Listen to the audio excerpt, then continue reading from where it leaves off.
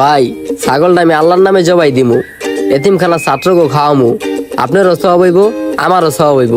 5,000 টাকা রাখেন। এতিমখানায় দিবেন? হ এটা তো সোয়াবের কাম। তাহলে ঠিক আছে, তাহলে দিমু আপনারে। কবে নিবেন? আজকে? হ আজকেই নিতাম। ওই শাইন ওই এদিকে আয়। ইসিরে কট খেয়ে গেলাম গা। তুই কি টাকাটা দিবি না? তুই জানো সুদে কত টাকা বাইচা গেছে? ভাই একটু পেঁচে পড়ে গেছি তো, এই কারণে দিতে পারতাছি না। তোকে লেনদেন ভালো না, এই কারণেই তোকে সুদ দিতে চাই না। তুই যদি টাকাটা দিতি আমি ছাগলের বদলে গরু জবাই দিতে পারতাম, সব আরো বেশি পাইতাম। ওই আসতে, আপনি সুদের ব্যবসা করেন? হ আপনি জানেন, আপনি যদি এই সুদের টাকা দিয়া ছাগল জবাই দেন বা গরু জবাই দেন, আপনার সোয়াবের থেকে গুণ আরো বেশি হইব। হ্যাঁ মিয়া হাদিসে জায়গায় জায়গায় উল্লেখ করা হয়েছে এই সুদ হারাম, এই সুদ হারাম।